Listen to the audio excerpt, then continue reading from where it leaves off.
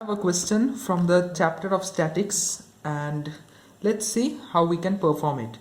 So what does it say? It says that four equal rods, each of width W, form a rhombus ABCD with smooth hinges at the joints.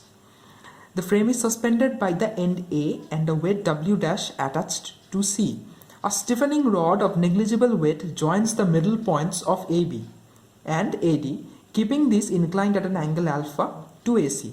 Show that the thrust in the stiffening rod is 4W plus 2W dash into tan alpha. Okay, for this let us at first draw the diagram as and how it's required. What shall we do now is that here what does it say? It says that the four equal rods, each of weight W, form a rhombus ABCD. And it also states that the frame is suspended by the end A. Okay, frame is suspended means the frame is hanging from the point A. So here we have the point A, right, and it forms a rhombus and it is suspended from the point A. So bingo, we have here the rhombus A, B, C and D. What does it say? It says that four equal rods, each of weight W. So AB is a rod, right, BC is a rod, CD is a rod and DA is also a rod, each having weight of W. Now it is suspended from end A as we have drawn. It is suspended from here and it's hanging down, and a weight W dash is attached to C. So here we have a weight which is named W dash. Okay. Now it says a stiffening rod of negligible weight joins the middle points of AB and AD. So this is AB, this is AD. Middle point of AB is this, and middle point of AD, say we consider this. Now this is joined by a stiffening rod of negligible weight. Here is a rod of negligible weight joins the middle point, keeping these inclined at an angle alpha to AC. Okay, so if this is our AC, this rod, the stiffening rod of negligible weight, keeps AC inclined at an angle alpha. So this is alpha and so is this. This too is alpha. Done. Now in case of a rhombus, or say of any geometrical shape, the CG would always act from the center. So in case of this rhombus, where will the CG or the total weight act from? It will of course act from the intersecting point of the two diagonals. Okay, so if we join the diagonal BD, and we already had the diagonal AC, so the meeting point is this would be the CG from which the weights of the four rods AB, BC, CD and AD would act. So from here if it acts, and it has been already said that the weight is W, weight of each of the rods, AB, weight of AB is W, BC is W and so on and so forth. So here acts that from the CG or the center of gravity acts the weight of the four rods. So 4W, right, we name this point as O. Phew. Now we need to find out the thrust in the stiffening rod. Now how come there would be a thrust? Thrust would be, now say we have to put a pressure, or rather a force from a point. Say we are putting a force from the upper point A. Okay, now if we are applying a pressure from here, right, so what would it happen? This rod or the stiffening rod would try to break out from this rhombus, right? So in which direction the thrust will occur? The thrust will occur on these two sides, cause when we are putting pressure from here, the stiffening rod would try to expel itself out from this rhombus or this geometrical figure. So thrust is acting on these opposite sides.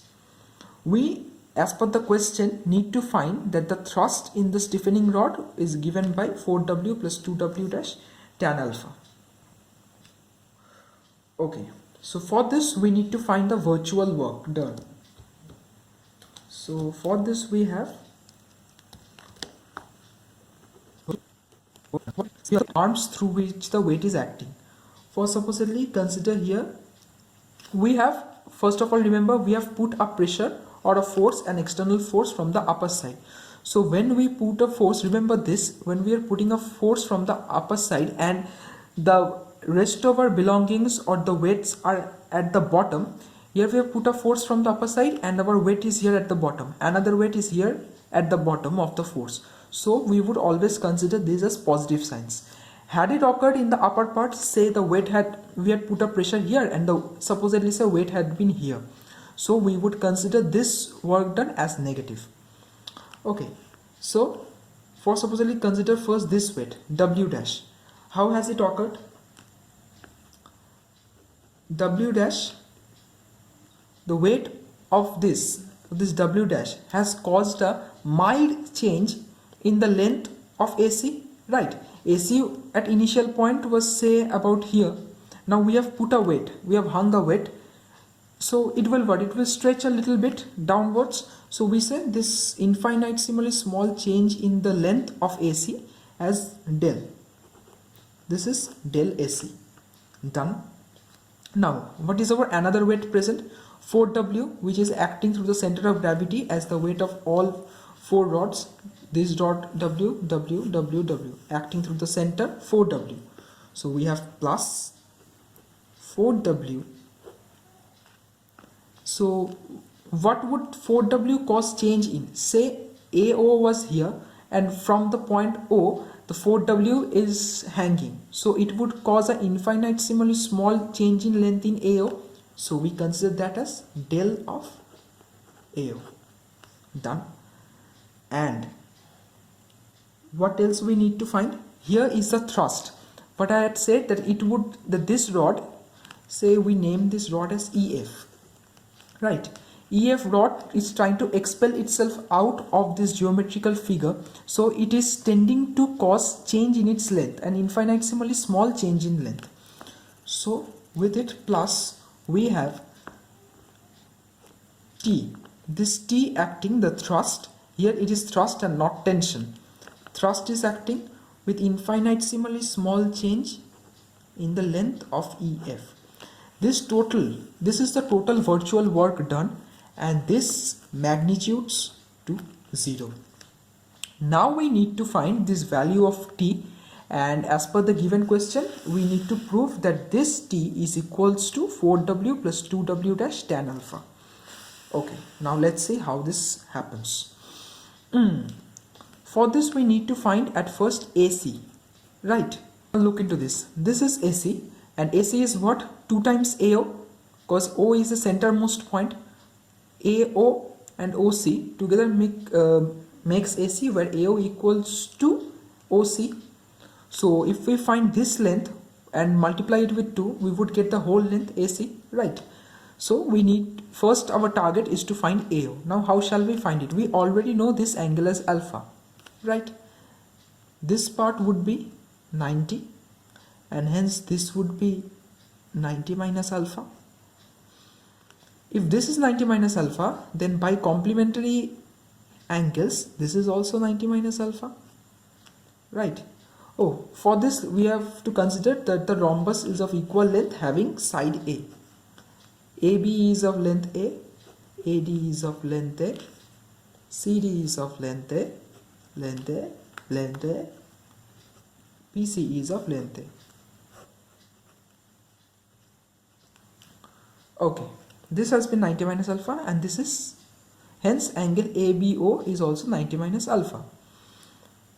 Now what do we know from here? We already know that AO, right? We actually need to find AO. So if we put a sine formula of this, now we here consider this triangle, in triangle AOB, right? In triangle AOB, sine 90 minus alpha equals sine sum people by half. People means perpendicular, AO, half means hypotenuse, AB. AO by AB. Here AB is A as we have considered in here. AB means A, right? So sine 90 minus alpha means cos alpha, and AB, the length of AB is A, so it goes up. A cos alpha equals to AO. This is AO. Now what do we need to find? We need to find AC. AC would be twice AO, hence 2A cos alpha. Done and dusted. Now the next part, we need to find the length AO. Oh, we have already got this as AO, so no worries about it. Now we need to find the length of EF. How to find EF? EF, if you look into this diagram, EF, if we are able to find, say we name here this point as O dash, EO dash equals to O dash F, right? So if we are able to find any one of these distances, say EO dash or O dash F, and multiply it with 2, we would get the whole length. So for supposedly we have a target of finding EO dash. So now we here take in triangle AO dash E. O dash E. We would here take cos. So we have cos 90 minus alpha. Curly brown means base. Oh no, base we also don't know, so we cannot take cos.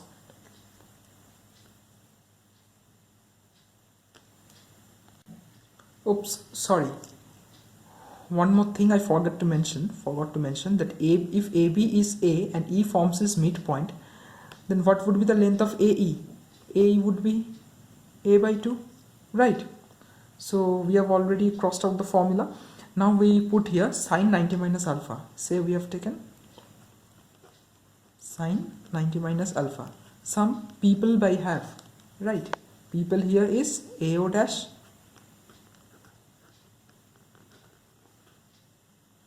We cannot take sine 90 minus alpha. We have to take cos 90 minus alpha because we need to find the base, right? EO dash is what we need to find.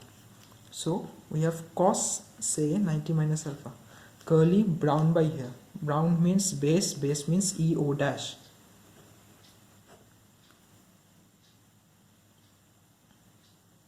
And H means the hypotenuse. Here is AE. What is AE here? We have taken A by 2, which equals to A by 2. So here we have EO dash equals to A by 2 cos 90 minus alpha means sin alpha. Hence here is EO dash. So what would be EF? EF would be twice of EO dash, hence A sin alpha. Hence we have got here EF equals to A sin alpha. Now we put all this into the virtual work done formula and we would get the rest over 0. W dash would be written as it is. We would consider the next part, del of AC. What has been our AC? AC we have found as 2A cos alpha, right? Then we were having 4W del AO. What had we find AO? AO was A cos alpha plus T of del EF. EF is A sin alpha. This together makes up 0. Now since we have here del, we need to perform the derivative on each of these functions. So here we have 2A constant cos alpha 2 means sin alpha means minus sin alpha plus 4W cos alpha again turns out to sin, so I put minus here, WA sin alpha plus T A sin alpha its derivative cos alpha is equals to 0. Now what we can cancel, we can obviously cancel a is out of here. Okay, a is gone. Now if we divide the whole formula by cos, the whole left hand side by cos alpha, t would become a single element, so it would be easier for us to get onto the proof. So minus sin alpha by cos alpha would be minus tan alpha minus 4w tan alpha plus t. T remains in the left, these two move forward, 2w dash tan alpha plus 4w tan alpha, which gives us